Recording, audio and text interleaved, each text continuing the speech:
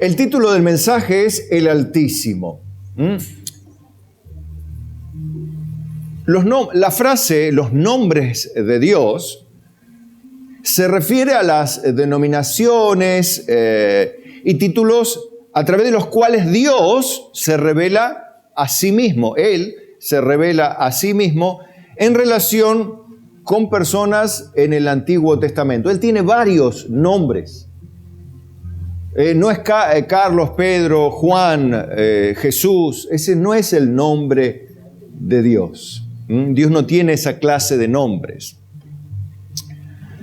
El nombre Él, siempre que se acompaña de algún adjetivo, destaca un aspecto o virtud de nuestro Creador.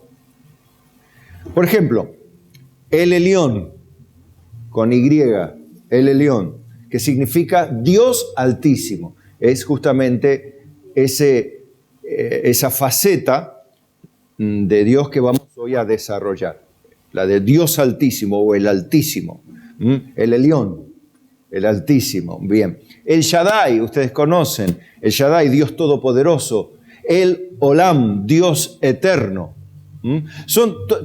Todo esto yo se lo dejo luego en el bosquejo. Van a tener interesantes citas bíblicas donde van a ver traducido en español todo lo mismo. Estas traducciones, Dios Eterno, el Shaddai, Dios Todopoderoso, el Elión, Dios Altísimo, Elohim, que es el que en Génesis se utiliza, que significa literalmente dioses. Habla de la pluralidad de personas de Dios en el Génesis, cuando dice hagamos al hombre conforme a nuestra semejanza. ¿Sí?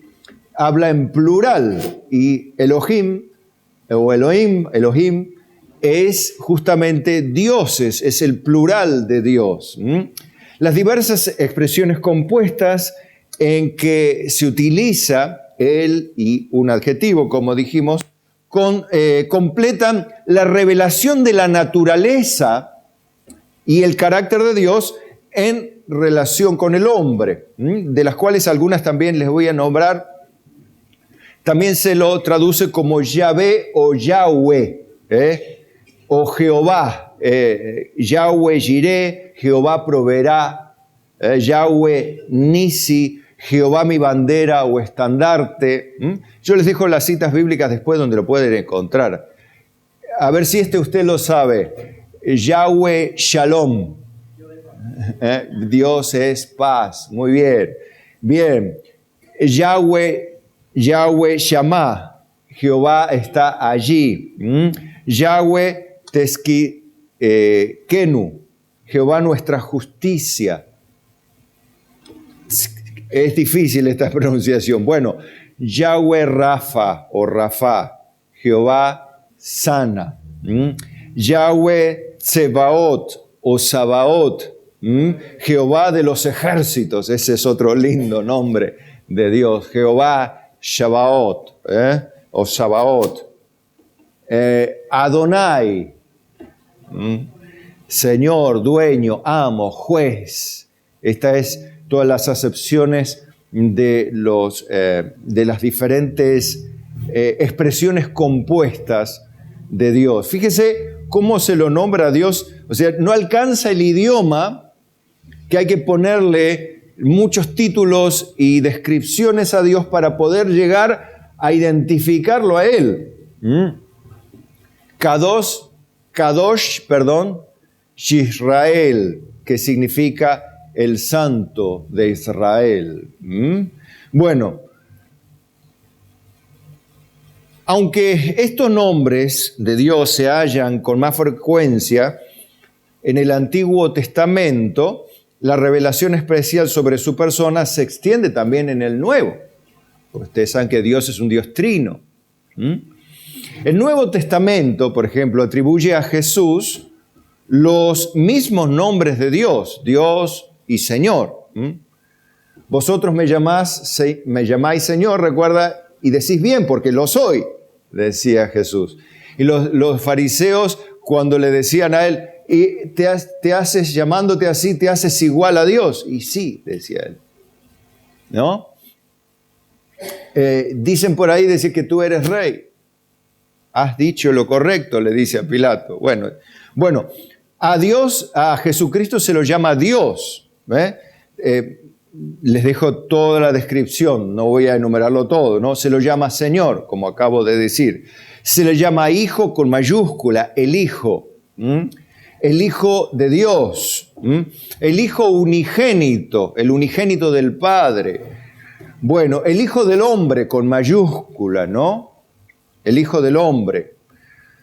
Bueno, todo esto son los títulos de Jesús. Los títulos de Jesús en las Escrituras son demasiados. La verdad que son demasiados para enumerarlos. Podríamos seguir toda la mañana enumerando títulos de Jesús que los igualan perfectamente a Dios con todas estas descripciones que en el original hebreo se lo titulaba a Dios, o se lo describía a Dios Padre, o al Dios Eterno, o al Altísimo, o al Proveedor, o al Creador, o al Elohim, ¿no?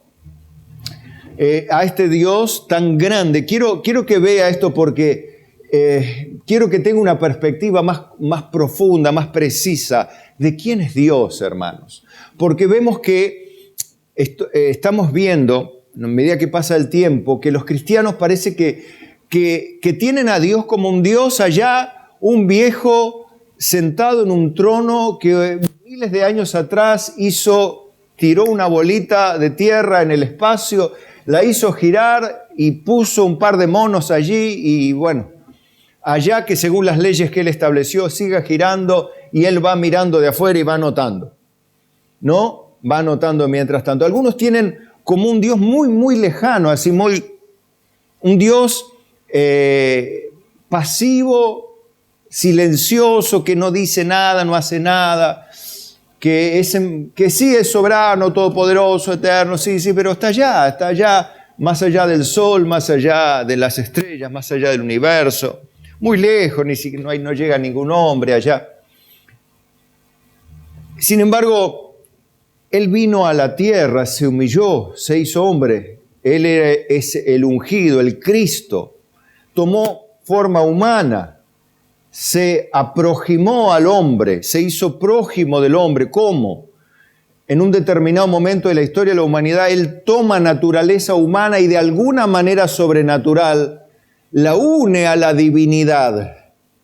Dios, el Cristo o Jesucristo, es Dios. Y el Dios hombre, porque es las dos cosas, es 100% hombre, pero al mismo tiempo es 100% Dios. Pero ¿cómo puede ser 100% de algo y 100%? Eso es una paradoja. Sí, es una paradoja en nuestra mente, pero tiene una explicación clara y natural en la mente de Dios. Lo que pasa es que Dios es Dios y nosotros hombres.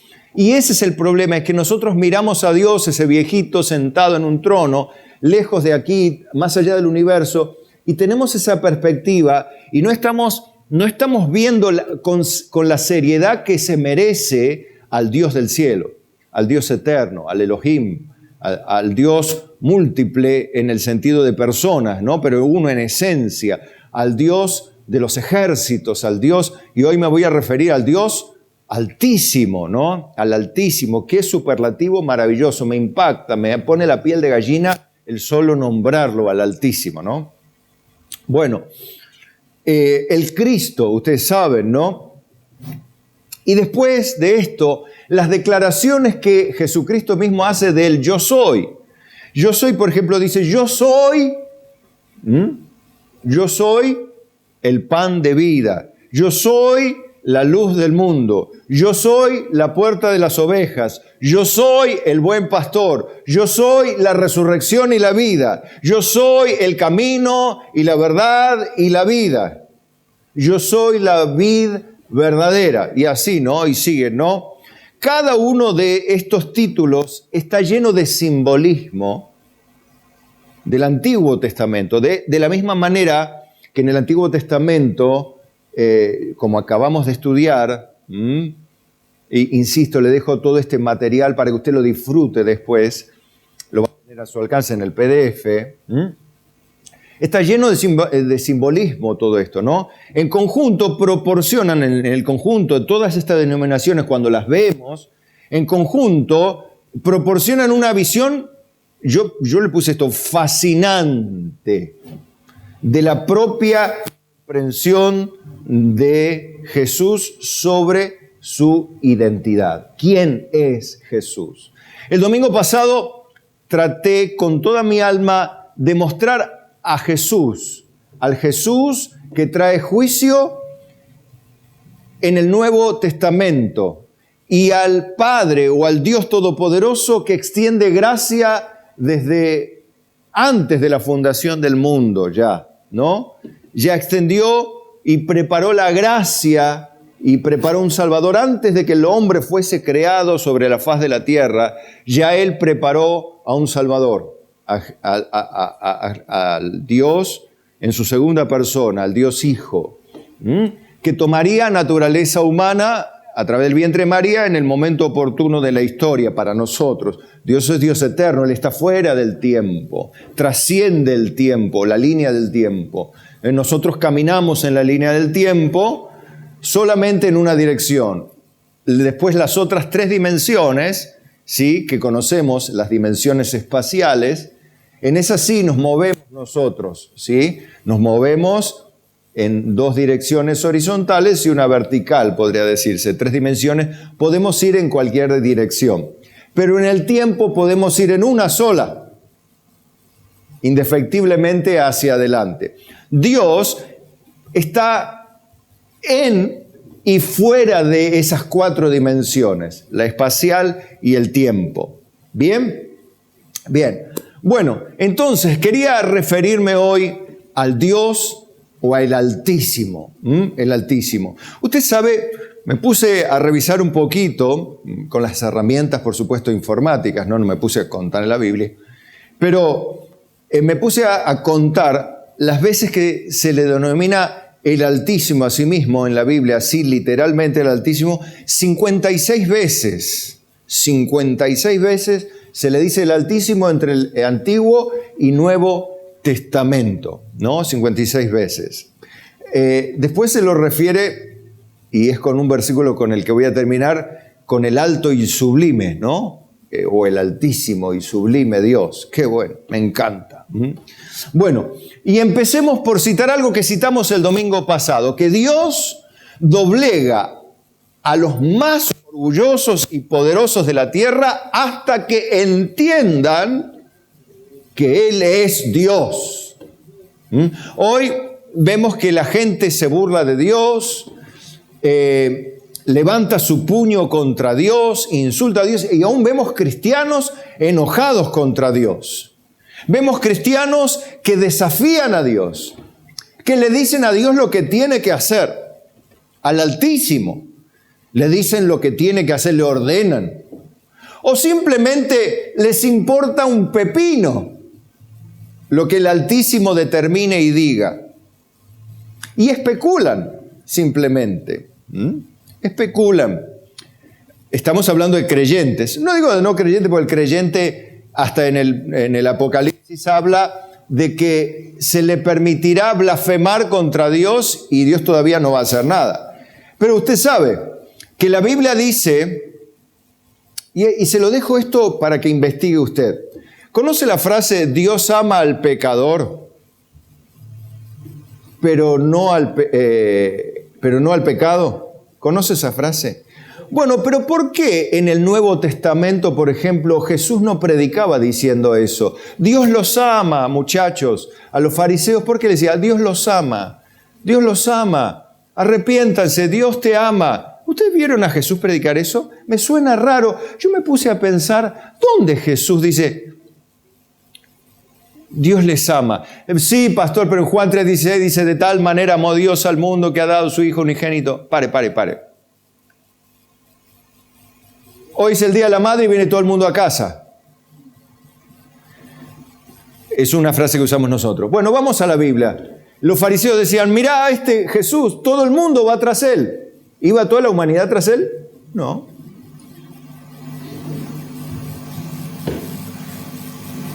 De tal manera amó Dios al mundo, es una hipérbole simplemente, no es a la humanidad toda. La Biblia dice que Dios está todo el día airado contra el impío, ¿o no dice eso? La ira de Dios está sobre los hijos de desobediencia, ¿o no? La Biblia dice que éramos enemigos de Dios en nuestra mente y por nuestras acciones, ¿o no? Claro, usted dice, bueno, pero Dios es amor, claro, justamente por esa cualidad de que Dios es amor. Él extiende gracia común, porque Dios hace llover su lluvia sobre justos y pecadores. Eso habla de que Dios hace llover y hace, por su amor, bendice y retiene la injusticia para que el hombre no se autodestruya. Pero también ese amor cae sobre el chancho, el conejo, la vaca, el burro, la jirafa. Sí, las flores, el trigo y la cizaña. Sí, el león y la hiena. Sí, la cucaracha y el alacrán. ¿Está? Bueno, quiero que vea esa perspectiva para que cuando no vea un Dios buenón o buenazo, o por no decir otra cosa, sino que vea un Dios recto, un Dios que es en esencia amor, pero que no se puede jugar con Él.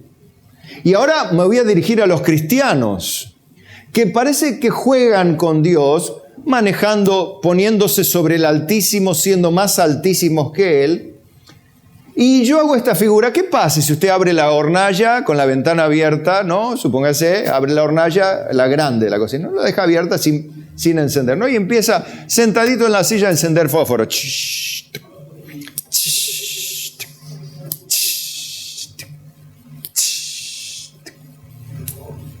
Bueno, ¿cuánto tiempo tarda? ¿Sabe cuánto tiempo tarda? Depende. Y bueno, usted me va a decir, depende de la corriente de aire que haya, si la abertura es grande o no, la cantidad de gas que se acumule. Bueno, ¿tiene esa idea cuánto tiempo uno puede tratar en volar todo por el aire? No sé, por ahí puede tardar un ratito, unos minutos, o una media hora, cuando se acumuló suficiente gas, en una de esas hizo un chispazo y al diablo todo.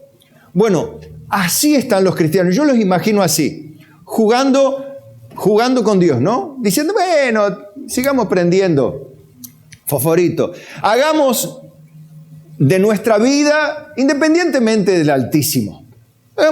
Juguemos. Y bueno, jugamos, manejamos el tiempo, manejamos las oportunidades, determinamos de nuestra vida qué vamos a hacer, así simplemente sin tener en cuenta a Dios. Si bien es cierto que Dios nos da libertad, para elegir en muchos aspectos, Dios no dice, por ejemplo, qué color de corbata me iba a poner hoy. Yo la elegí. Podría haberme puesto una camisa verde y una corbata naranja. ¿Sí? Pero no va con mi carácter y creo que no va con la investidura que me corresponde. Creo que es más prudente vestirme un poco más, ¿cómo sería? Más sobriamente, ¿sí? Si quieres ponerte una corbata, una naranja, bueno, me pongo sobre una camisa blanca por ahí, o negra, qué sé yo, tal. Lo que sea, no importa tanto. Ahora, pero ser demasiado extremo, por allí puede deshonrar el nombre de Dios, ¿sí? Pero Dios nos da ciertas libertades. Quiero que tenga eso en claro. Ahora, vamos a Daniel 4:28. ¿Recuerda a Nabucodonosor que tuvo un sueño y Daniel le reveló y le aconsejó, mira rey, humillate porque por allí puede ser esto como de menor problema para vos, con Dios, mira que con Dios no se juega? Yo parafraseando un poquito a Daniel, ¿no? Rey, con todo respeto, usted sabe, Dios me reveló esto, pero sea para tus enemigos, no para... Como diciendo, no es mi deseo, pero Dios te reveló algo y rey, te aconsejo que te humilles, que hagas del bien. Bueno, le dijo, esto va a pasar, le dice Daniel. Bueno, Entonces, en el verso 28 dice, todo esto vino sobre el rey Nabucodonosor. Al cabo de 12 meses, paseando en el palacio real de Babilonia, ¿recuerdan esta frase? Habló el rey y dijo, ¿no es esta la gran Babilonia que yo edifiqué para casa real con la fuerza de mi poder y para la gloria de mi majestad? Aquí se ve autosuficiencia, individualismo, orgullo, ¿sí? Control. A mí no me importa tanto Dios, ¿no es esto mi trabajo? ¿No es esta la casa que yo trabajé? ¿No es esta la profesión que yo estudié hasta la madrugada? Las madrugadas yo que pasé estudiando, las semanas que pasé trabajando. Y a veces nos pasamos de la raya. Es cierto que hemos trabajado, hemos luchado, hemos estudiado, nos hemos esforzado, hemos hecho mucho, es cierto. Pero también es cierto que no podemos ponerle el pecho a Dios y sacarlo a Él de la ecuación, es decir, ¿no es esta la vida que yo me gané? ¿No es este el puesto que yo me merezco? Uy. Mire, no tardó 2 segundos en volar el gas. El primer fósforo que prendió, el primero nomás que prendió Nabucodonosor. Porque dice, aún estaba la palabra en la boca, vamos a prender los fósforos.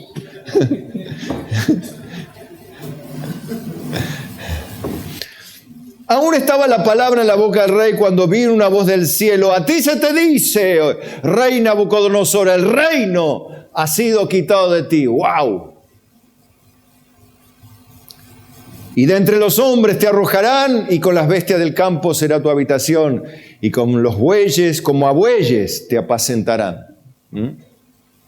Y 7 tiempos pasarán sobre ti hasta que reconozcas que el Altísimo tiene el dominio en el reino de los hombres y lo da a quien Él quiere.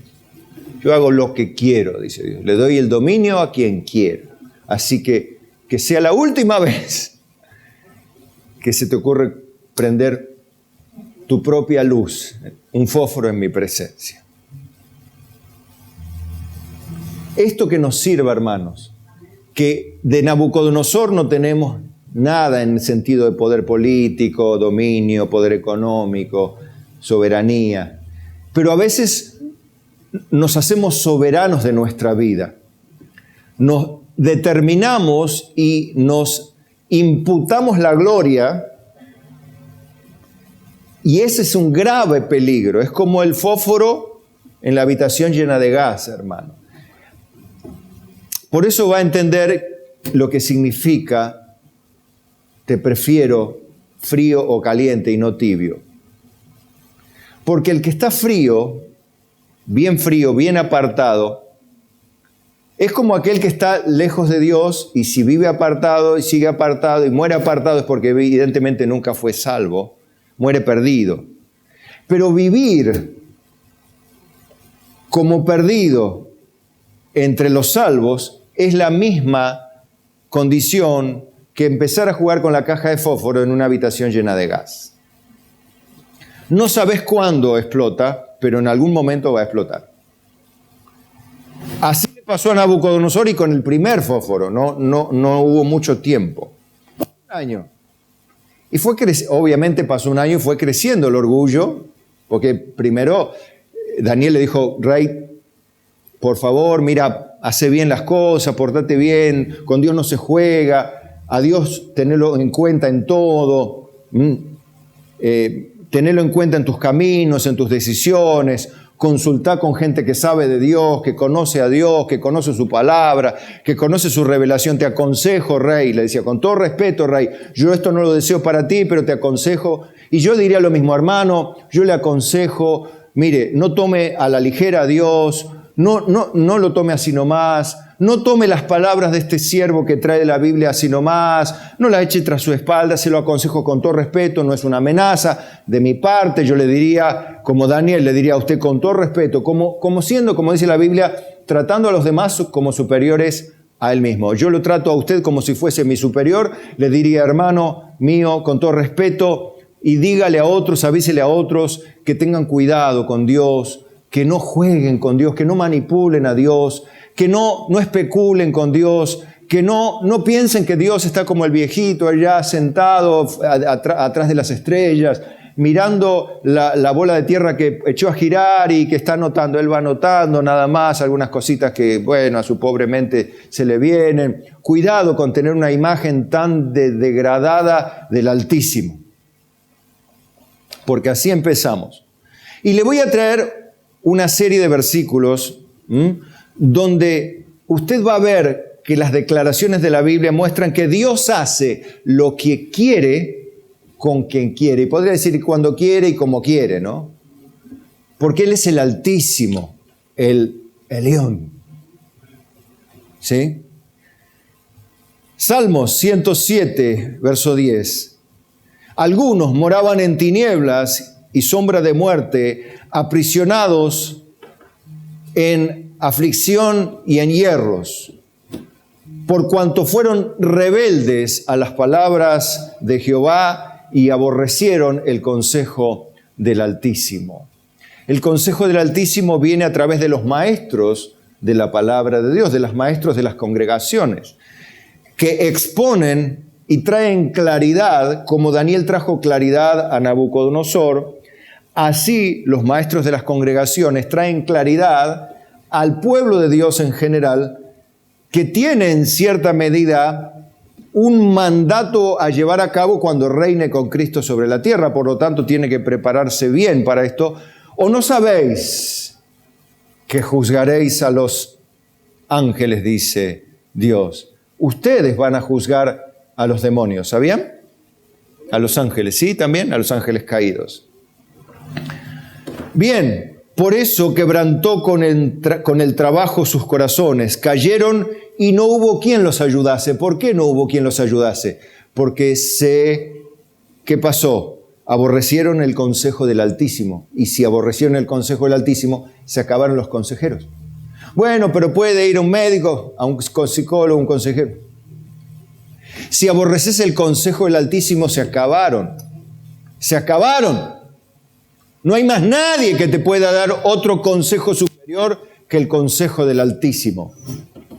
Por eso quebrantó con el trabajo sus corazones, cayeron y no hubo quien ayudase. Luego que clamaron a Jehová en su angustia, los libró de sus aflicciones, los sacó de las tinieblas y de la sombra de muerte y rompió sus prisiones. ¿Quién puede hacer esto? Solo el Altísimo. Job, mire en su condición cuando él disputaba con sus compañeros. Job 9:12. He aquí arrebatará. ¿Quién le hará restituir? Cuando Dios arrebata, cuando Dios da el golpe, ¿quién le hará restituir? Si Él quita, ¿quién se le va a oponer? Dice más, ¿quién le dirá, ¿qué haces? O como cita en Romanos, ¿no? Dirá el vaso al alfarero, ¿por qué me hiciste así? Así el hombre no puede contender contra Dios y decirle, Dios, ¿por qué me viene esto a mí? ¿Por qué me pasa esto a mí? ¿Por qué me ha venido esto a mí? Hermano, nunca haga eso por el amor de Dios. No encienda un fósforo en la presencia de Dios. No levante nunca más la mirada a Dios con ese tono. Es ofensivo para Dios.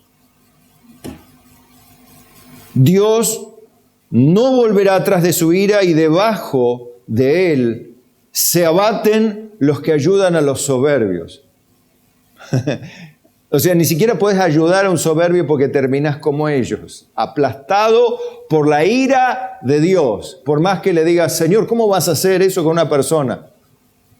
Y es su merecido, es lo que se merece, es lo que Él hizo como pecador y se lo merece. Miren que yo no estoy inventando nada, estoy trayendo, ¿sí?, no una perspectiva personal, sino lo que la Biblia revela de Dios para que usted sepa que con Dios no se juega. Eclesiastés 7:13 dice, mira la obra de Dios porque ¿quién podrá enderezar lo que Él torció? Si Él ya torció la dirección, como por ejemplo, fíjese, ¿Qué pasó con Saúl? ¿Quién levantó a Saúl? Dios. ¿Lo escogió? Dios. Lo levantó Dios. ¿Le dio las victorias militares? Dios.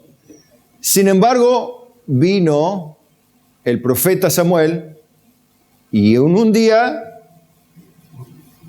Saúl siguió, obstinado, justificándose, y vino encima en la cara de Samuel, vino a justificarse, y era mentira, como le pasó a Ananías y Zafira delante de Pedro. Vino a tratar de convencerla de que no, que lo que pasa, que el pueblo, que este sacrificio, lo hice. Bueno, ya está, no es más rey, listo, no es más rey.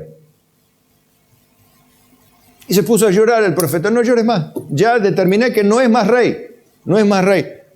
Entonces, no, pero vamos a orar porque Dios, ya determinó Dios, no, ¿quién podrá enderezar lo que él torció? Él ya determinó que se va al infierno, ya está, se terminó con él, no va más paciencia, se terminó, al infierno. Lo entregó, terminó con la divina de Endor. ¿Podría la divina de Endor enderezar lo que Dios torció? No.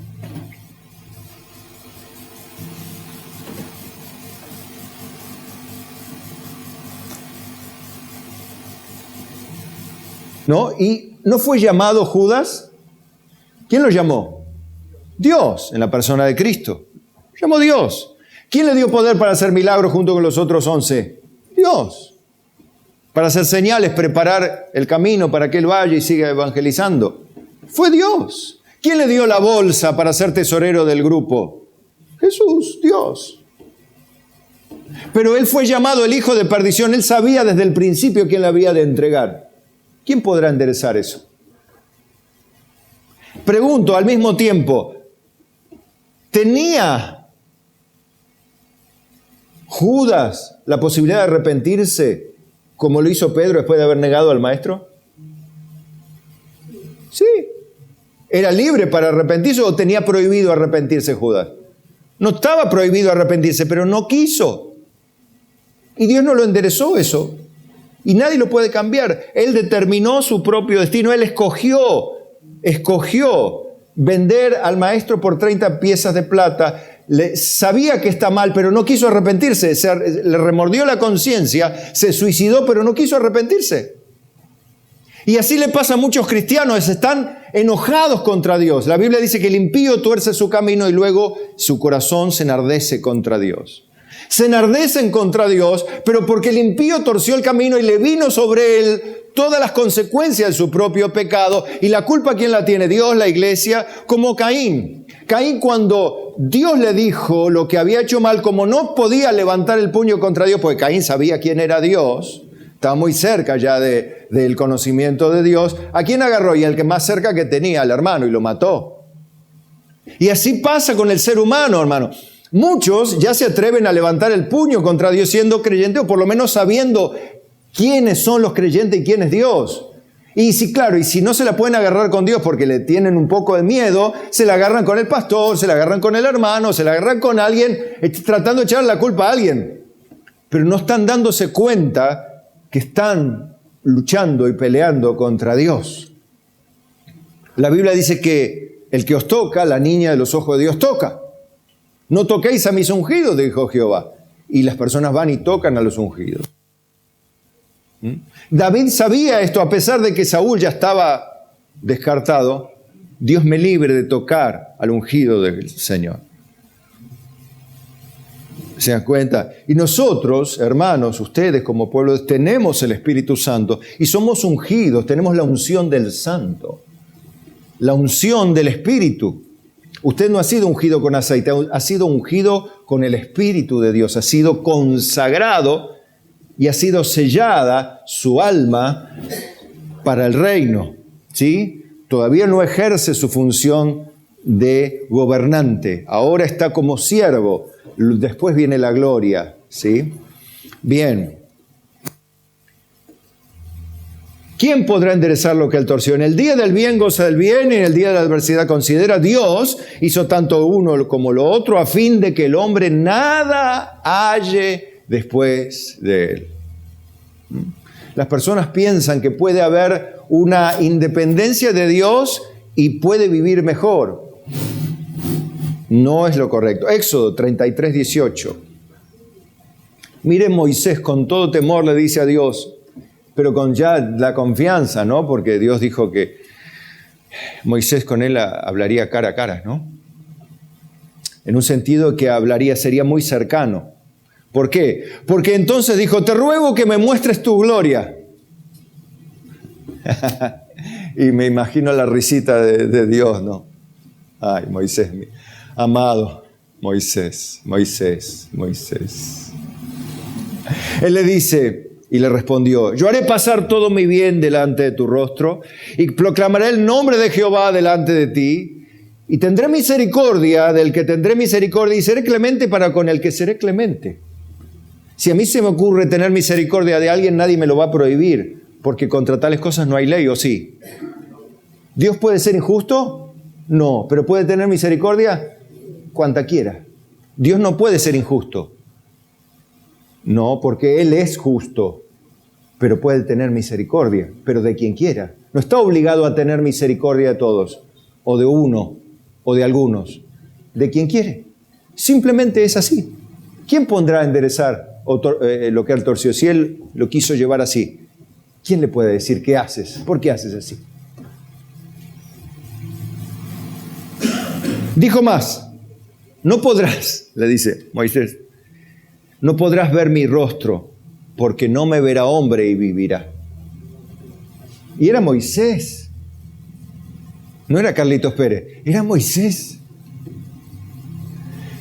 Le dice Moisés, yo voy a hacer una cosa, vas a ver lo último de mi gloria, el rastro de mi gloria, porque no me verá hombre y vivirá.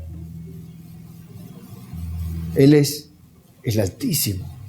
La santidad de Dios lo iba a matar a Moisés. Entonces Dios te dice, te voy a esconder en una hendidura, en la roca, te voy a esconder ahí. Voy a poner la mano, voy a pasar, y cuando termine de pasar, ahí vas a ver lo que queda de mi gloria. Porque no verá el hombre mi rostro y vivirá. Recuerda que el domingo pasado citamos cuando las gentes del mundo dirán, caed a los montes, caed sobre nosotros, y a las rocas cubridnos, caed sobre nosotros. ¿Por qué? Porque estarán mirando el rostro del Cordero airado. Porque van a morir aplastados por la gloria del rostro de Jesucristo. Van a morir aplastados por la gloria. No es que Jesús los va a mandar, sino que la gloria, la santidad de Dios los va a hacer pedazos. Por eso querían que aunque sea las montañas los tapen. No está diciendo, pon un trapo para no... No. Hermano, ¿sabe por qué no usa un paño oscuro? ¿Cómo se llaman eso? Front light o back light, o que se usa para tapar la luz del sol cuando no hay cortina en las casas. Blackout, eso. No hay, con Dios no podés poner un blackout espeso, porque lo traspasa igual.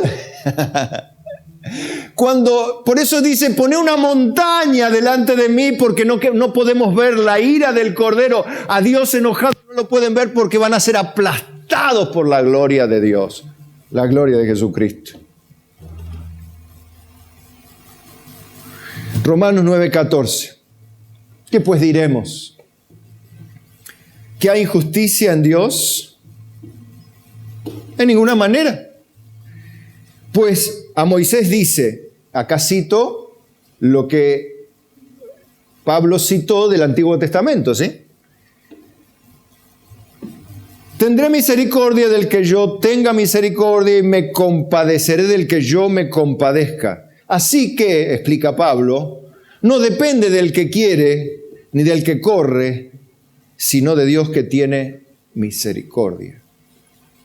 Ahora, alguno puede decir, bueno, pastor, entonces, si Dios hace lo que quiere, porque escuche este pensamiento, este razonamiento que en una mente básica o en una mente sin estudio, es comprensible que reaccione de esta manera. ¿Y por qué Dios es injusto? Alguno escoge, algo...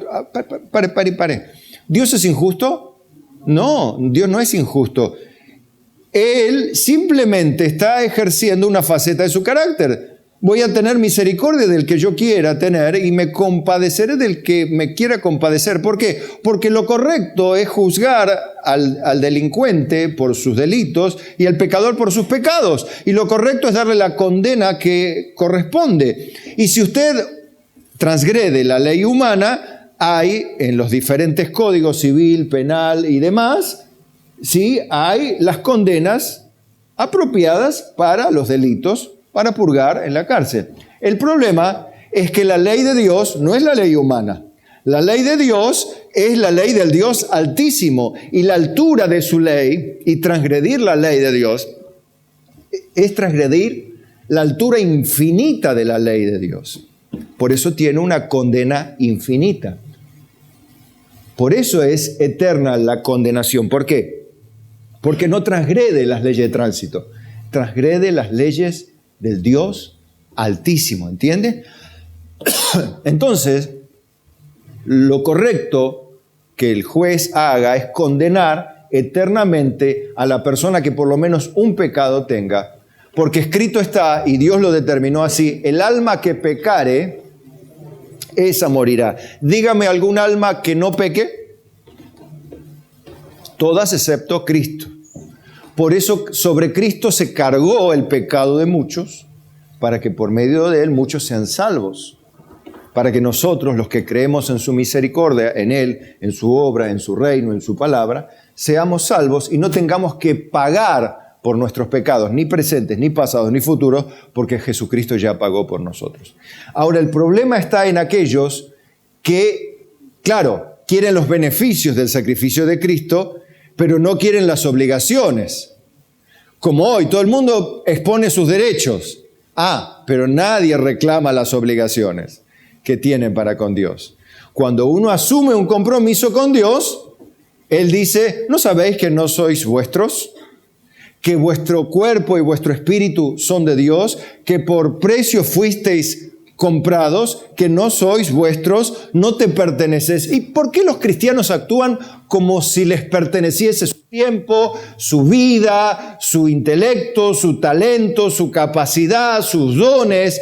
¿Por qué se mueven con esa libertad libertina, por decirlo así? ¿Por qué se mueven con esa frescura de decir: bueno, yo hago con mi tiempo lo que quiero después de todo? Más vale que no diga que es cristiano, porque es como seguir prendiendo fósforo en la habitación llena de gas. Pastor, si Dios es soberano y en definitiva se va a hacer su voluntad, si Él ha determinado todo, ¿para qué orar? ¿Para qué obedecer? Si Él ya, ¿para qué esforzarse? ¿Para qué? ¿Verdad? Sí, total, ya Dios escogió a quien va a escogió y tiene misericordia a quien tiene misericordia y total, ya está. ¿Para qué vamos a predicar el Evangelio si después Dios ya escogió ante la fundación del mundo? Ahora, pregunto, ¿vos sos altísimo o sos bajísimo? Bueno, si sos bajísimo y Dios te manda a hacer algo, más vale que lo hagamos. Pero no entiendo esto de cómo la voluntad soberana de Dios y la obligación y la responsabilidad. Dios dijo que ores para que tengas gozo y recibas y pidas. Bueno, si Dios te dice que pidas, pedí porque te va a responder. Pero ¿y si Él hace su voluntad? Él va a hacer su voluntad, vos no te preocupes, vos hacé lo que te toca. Vos orá, vos sé parte de lo que tenés que ser parte, cumplí con tu compromiso con Dios, cumplí lo que prometiste, porque Dios no se complace en los insensatos. Cumple lo que prometes. Si le prometiste fidelidad a Dios, pues hacelo. Si le prometiste servir a Dios, bueno, pues hacelo, porque con Dios no se juega. Mirá que Nabucodonosor quiso hacer lo mismo y con el primer fósforo voló por el aire.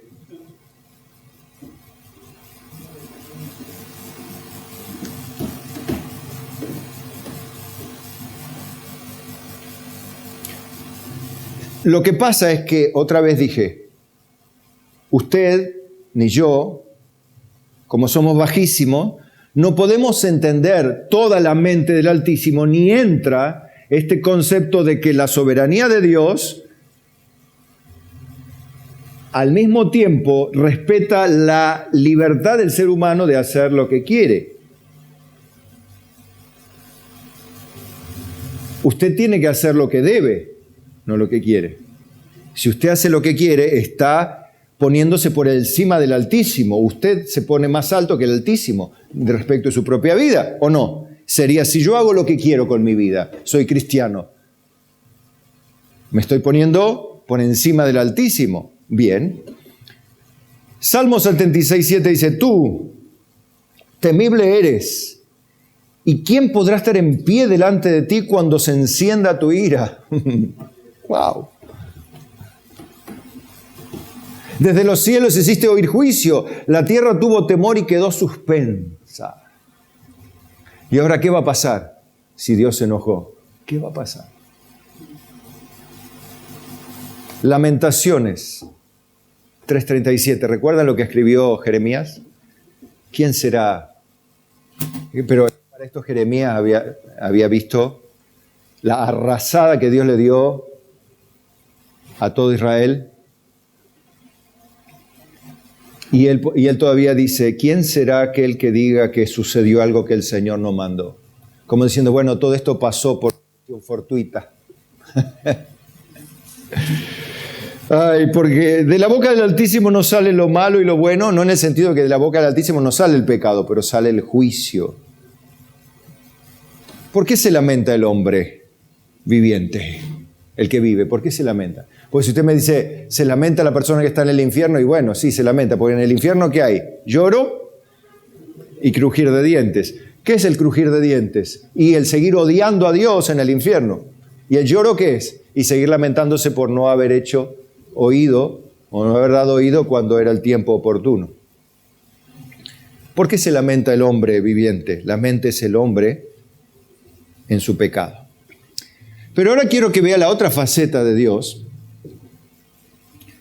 que a pesar de que con Dios no se juega, quiero que siga compensando en su mente, teniendo un concepto balanceado de la justicia y del amor de Dios. Mire en Oseas, ya de por sí sabe el ministerio de Oseas, pobre Oseas. Bueno, lea cortito, Oseas, no voy a desarrollarlo. Pero a través de Oseas, dice 11:7, dice, entre tanto mi pueblo está adherido, mira la palabra que se utiliza, ¿no? Mi pueblo está adherido a la rebelión contra mí.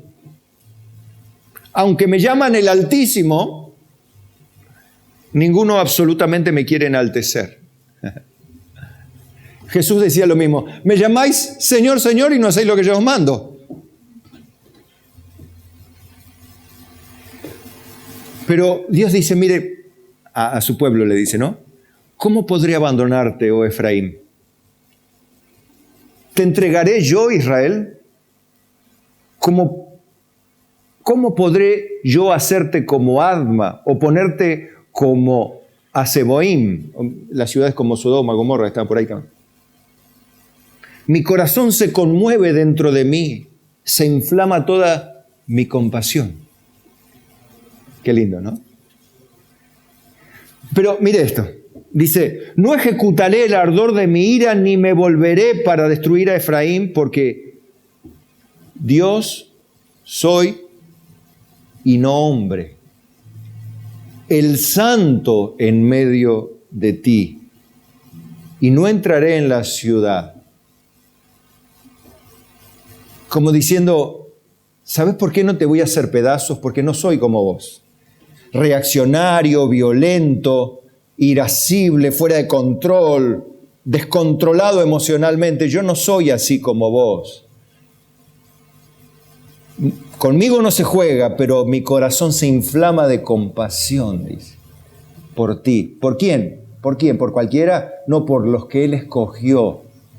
Israel, en ese caso, su iglesia en el presente.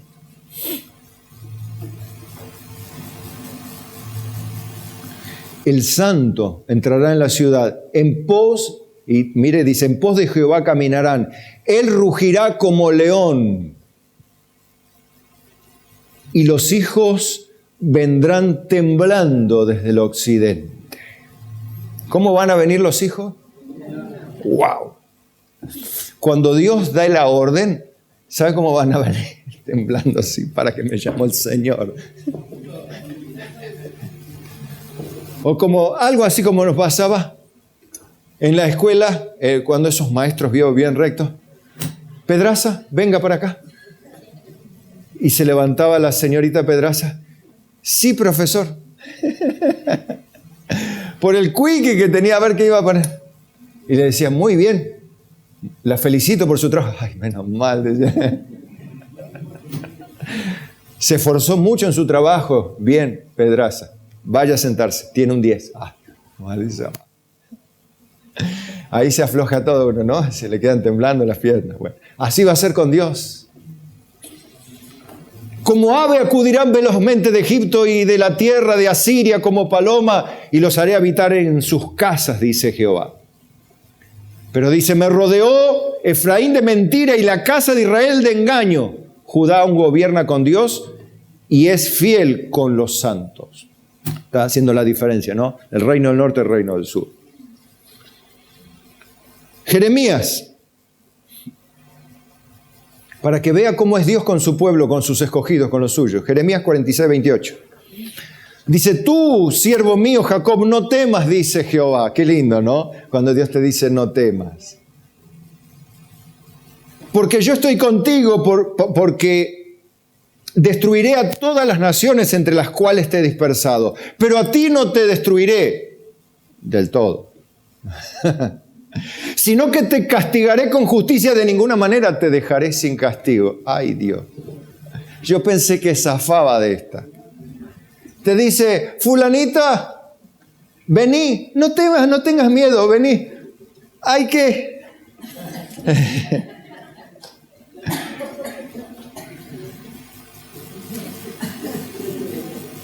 No te voy a destruir, pero de ninguna manera te vas a quedar sin disciplina, nena. Dios dice así, no piensas que zafás así nomás. Ay, pues yo soy cristiano, yo me alegré con los que me decían. Yo soy cristiano. Cristiano te voy a venir para acá. Con Dios no se juega, hermanos. Por eso dice en Apocalipsis 3:15, les dice, yo conozco tus obras. A veces nosotros no nos conocemos en profundidad. Que ni eres frío ni caliente. Ojalá fueses frío o caliente. Ojalá estuvieses en una punta o en la otra. Ojalá estuvieses o bien apartado o bien comprometido. Pero esto de parecer cristiano y de sentirte autosuficiente, porque esto a la iglesia de la Odisea. ¿Recuerdan que dice, soy rico y me he enriquecido? Ahí dice, verso 16, por cuanto eres tibio, ni frío ni caliente, te vomitaré de mi boca. Porque tú dices, yo soy rico y me he enriquecido y de ninguna cosa tengo necesidad, y no sabes que tú eres un desventurado, miserable, pobre, ciego y desnudo. Yo reprendo y castigo. ¿Dios castiga a quiénes? A todos los que amo, dice. Sé pues celoso y arrepiéntete. ¿Qué quiere decir? Que con Dios no se juega, iglesia. Nosotros no somos la Odisea, pero si alguno se comporta como la Odisea, teniendo sus obras que parecen las obras de una persona comprometida, pero es una persona que no lo está en su corazón y que por sus obras parece que sí, es una persona tibia y Dios dice, te voy a vomitar de mi boca. No juegues conmigo. No juegues conmigo. Conmigo no se juega. Hacete bien apóstata o bien creyente, pero no te pares en el medio, porque te voy a vomitar de mi boca. Te voy a sacar de mi boca.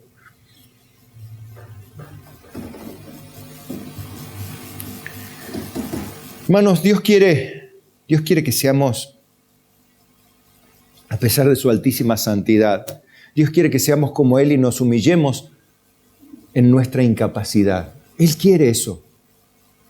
Él no quiere que seamos autosuficientes, independientes de Él. En Lucas 6:35, Él dice, amad pues a vuestros enemigos y haced bien, y prestad no esperando de ello nada, y será vuestro galardón grande, y seréis hijos de Él Altísimo. ¿Pero cuándo? Cuando hagamos estas misericordias. Porque Él es benigno para con los ingratos y malos. Bueno, ustedes hagan lo mismo. Sed pues misericordiosos como también vuestro Padre es misericordioso.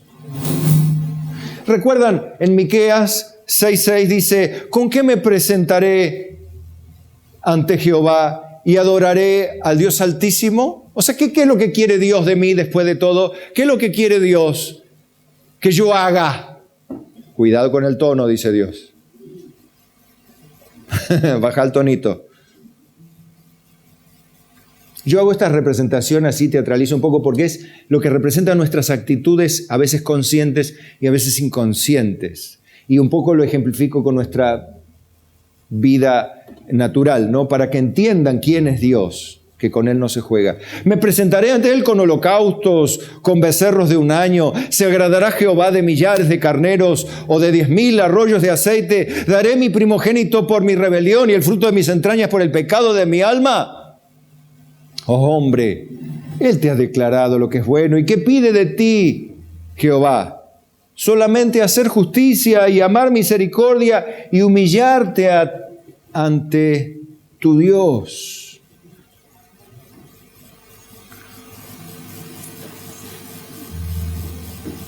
Por el amor de Dios, hermano, otra vez como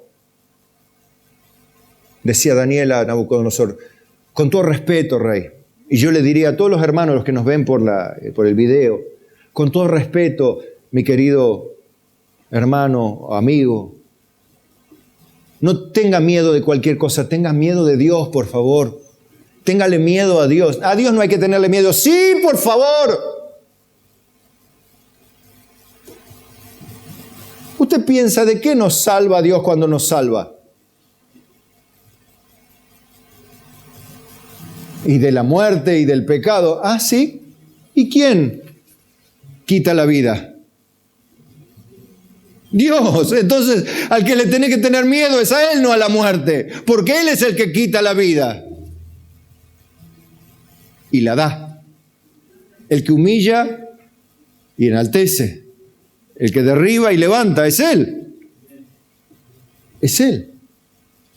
Es Él el que te entrega a una mente reprobada o el que te libra de una mente reprobada, como en Romanos. Lo entregó a pasiones, hombres con hombres, mujeres con mujeres.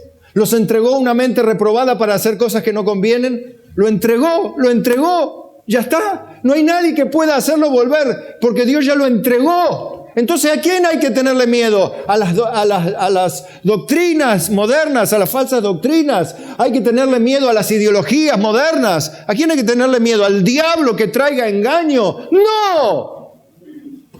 ¡A Dios!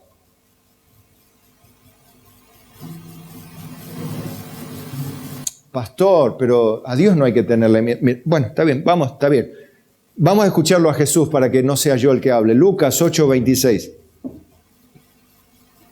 Mire, los demonios, primero los demonios, que son malos los demonios, ¿no? ¿Conoce la historia del Gadareno? Bueno, mire esta escena, ¿no? Usted sabe que el Gadareno era un hombre desnudo, todo lastimado, que andaba entre los sepulcros, lo trataban de atar con cadenas, pero rompía las cadenas. ¿Por qué rompía las cadenas siendo un hombre desnudo? ¿Tenía una sierra? No, las rompía porque tenía la fuerza de los demonios, pero se lastimaba y andaba en el cementerio ahí, este hombre, lleno de demonios, ¿sí? Nadie lo podía controlar, pero aparece Jesús. Dice, y arribaron a la tierra de los Gadarenos, que está en la ribera opuesta a Galilea. Al llegar él a la tierra, vino a su encuentro, al encuentro de Jesús. Mire que los hombres trataban de sujetarlo a este hombre, ¿no? Vino al encuentro un hombre de la ciudad endemoniado desde hacía mucho tiempo. Y no vestía ropa ni moraba en casa, sino en los sepulcros, el cementerio, desnudo, lastimado. El hombre, dice, al ver a Jesús, lanzó un grito y postrándose a sus pies, exclamó a gran voz, ¿qué tienes conmigo, Jesús, Hijo del Altísimo. ¡Wow! Te ruego que no me atormentes. Y le preguntó Jesús diciendo, ¿cómo te llamas?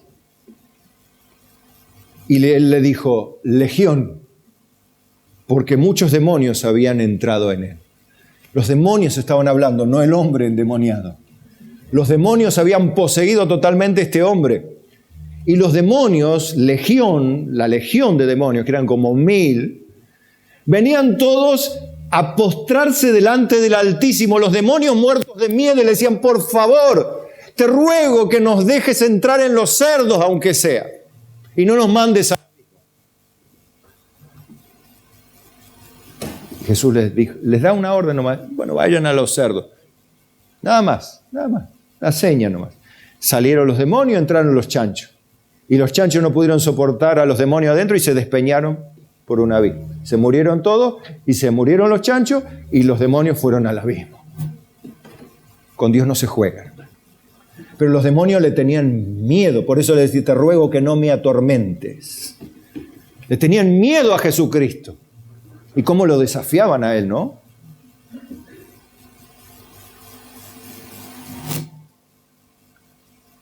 Lucas 12:4. Esto para que a usted le quede claro que esto de tenerle miedo a Dios, como hacen los modernos ahora, no hay que tenerle miedo. Dios es amor, Dios es bueno. Dios es un viejito sentado, es Dios tranquilo. Dios vos pedile, vení como estás, haz lo que quieras. Amalo, hay que amarse todo, hay que darse besos. O sea, usted entiende el contexto que lo digo, ¿no? Mas os digo, amigos míos, les dice, no temáis a los que matan el cuerpo. ¿Qué es lo que uno puede tener miedo? Lo peor que te puede pasar es que te maten, o que maten a alguien. Pero Jesús dice, no teman a los que matan el cuerpo, y después nada más pueden hacer. Pero os enseñaré a quién debéis temer. Temed a aquel que después de haber quitado la vida, ¿quién quita la vida? Dios. ¿Tiene poder de echar en el infierno? Sí, os digo, a este temed. Aquí no hay que tenerle miedo. Digo, bueno, no sé, interprete usted lo que quiera de lo de Jesús, pero no juegue con Dios, con todo respeto, se lo digo, hermano. Porque Isaías decía ya lo mismo, en el capítulo 8, verso 13.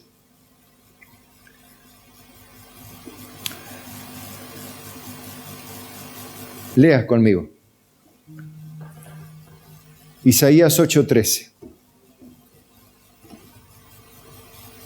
A Jehová de los ejércitos, otro de los títulos de Dios, a Él santificad, sea Él vuestro temor y Él sea vuestro miedo.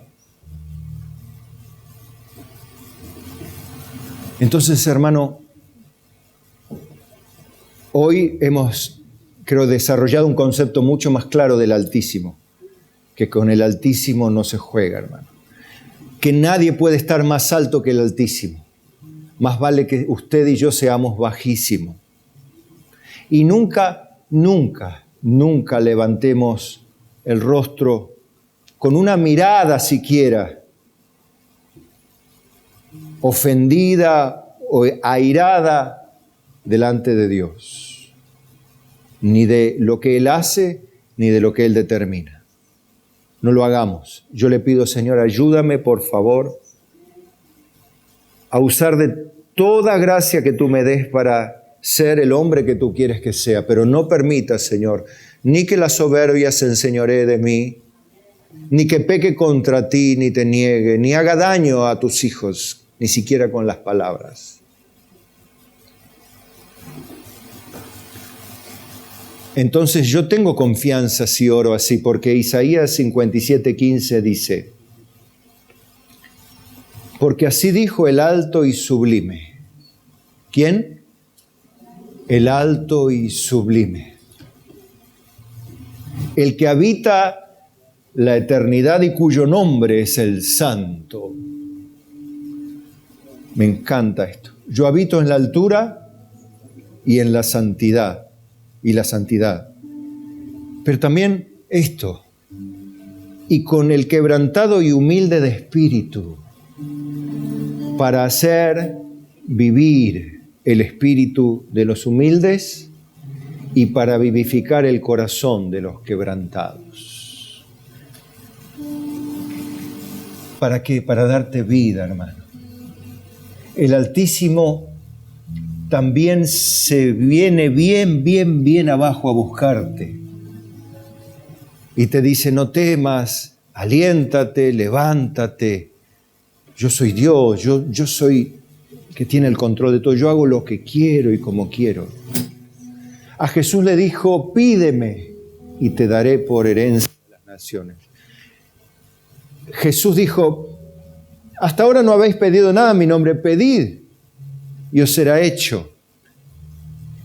Pedid para que vuestro gozo sea cumplido. Hermano, ¿usted piensa que el Altísimo no es Altísimo todavía? ¿Por qué no se pone a orar de una vez por todas? Ore por sus hijos, ore por sus padres. Dígale, oh Altísimo Dios, tuerce la voluntad como torciste la voluntad de Nabucodonosor hasta que entienda que el cielo gobierna. Usted puede orar, Señor, tuerce la voluntad de este obstinado, quizá te duele aquella iglesia, aquel hermano, aquel ministro, aquel pastor. Señor, tuerce el corazón de ese hombre, aplasta su soberbia y levanta su alma para tu gloria. Quítale, Señor, ese corazón duro de piedra, como quitaste el corazón mío, lo quebrantaste, lo rompiste, Señor.